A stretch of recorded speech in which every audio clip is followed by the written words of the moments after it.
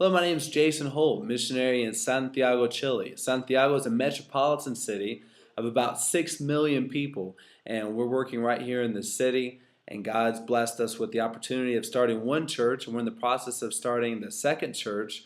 And one of our key ministries right now, as well, is a Bible Institute, the Chile Baptist College.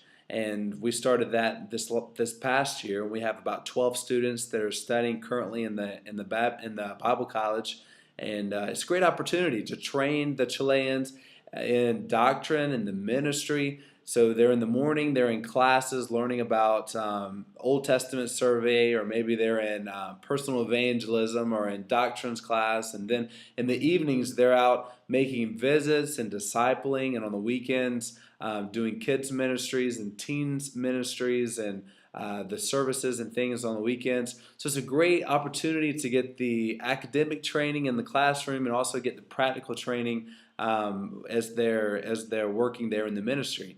And so we're excited about this new year. The academic year here in Chile runs, or in South America really, runs from March through December.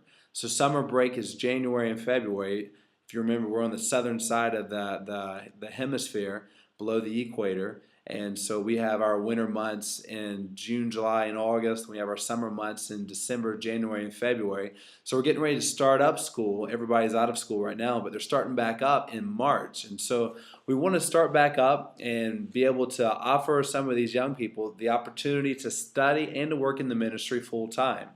The goal once they get out of their studies is to work in the ministry, to work in the main church or one of the new church plants, and the church would actually pay them some kind of salary to help them, as they're involved in a pastoral staff in that church. But in the meantime, we want to help them have that opportunity. So here's the project that we have, and I want to present it to you guys so you can pray about it, you can think about it.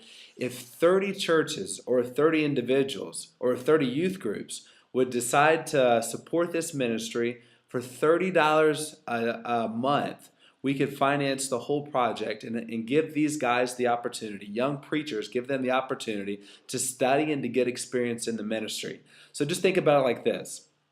For the cost of a Coke a day, or for the cost of maybe a dollar value menu item at the local fast food restaurant, or for the cost of what you spend maybe just when you swing by the gas station and grab a candy bar or something like that. $1 a day, just $1 a day for a month's $30. And those $30 will give somebody the opportunity to prepare and to learn and to get experience for the ministry. Here in several years, God willing, we'll be starting 4 and 5, 6, 7 different churches here in Santiago, Chile, this huge, humongous city.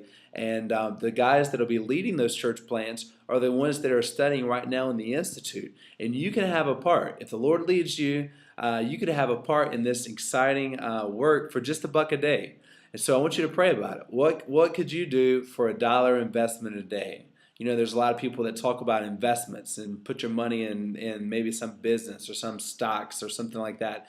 But just imagine about putting $1 a day in preparing men of God for the ministry, that in the future they'll be able to win multitudes of people to Christ, train and disciple, and see lives changed and family changed. It's a great opportunity, and I appreciate Brother Aaron giving us the opportunity to tell you a little bit about it. If you have any more questions, send me an email. My email address is Holt, Holt, at biblicalmissions.com.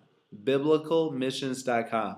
Also, if you're on Facebook, you can search for me, Jason Holt, or if you do Twitter, twitter.com/Jason Holt, and you can follow me on Twitter or friend me on Facebook, and we'll keep up. Let me know where we know each other from. Tell me what church you're from, and I look forward to getting to know some of you guys, and you can learn more about our ministries that way too. God bless. Look forward to hearing from you. Take care.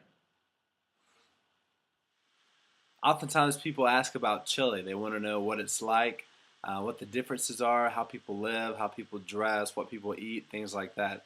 So I'll tell you a few of those kind of things just so you can know a little bit about the country. We live in Santiago, the city, and so there's 6 million people inside the city. It's real compacted living. And a given acre of land, there's probably 10 or 15 houses on the acre of land. The average house in the area that we work in is about 70 square meters, which comes out to be about 700 square feet. If I'm not mistaken, that's probably a little less than the size of two garages at a typical house. And they'll have a couple of two, three bedrooms and a living room and a bathroom and a kitchen in that space. So everything's kind of cramped and the population is pretty thick. But at the same time, things are pretty expensive. To buy one of those small houses, it will probably cost you about $40,000, $50,000, and so it's not all that cheap to get to get land and to have a house. People dress pretty much the same as we do.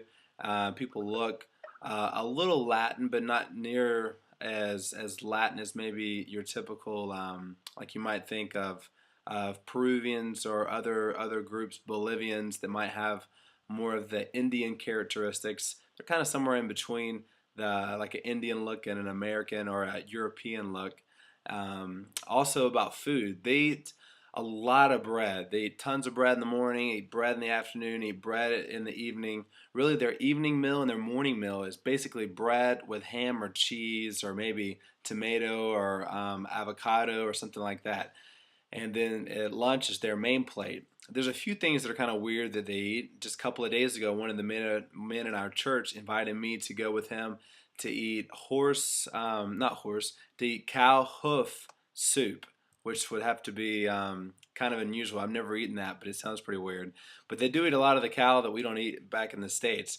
They have cow intestine sandwiches and cow intestine soup, and they eat the cow udders on the grill and a lot of weird things like that with cows and goats and fish. And it's not extremely strange, but some things are different than what you would get at the typical place in the States. But anyway, there's a few maybe fun facts about Chile.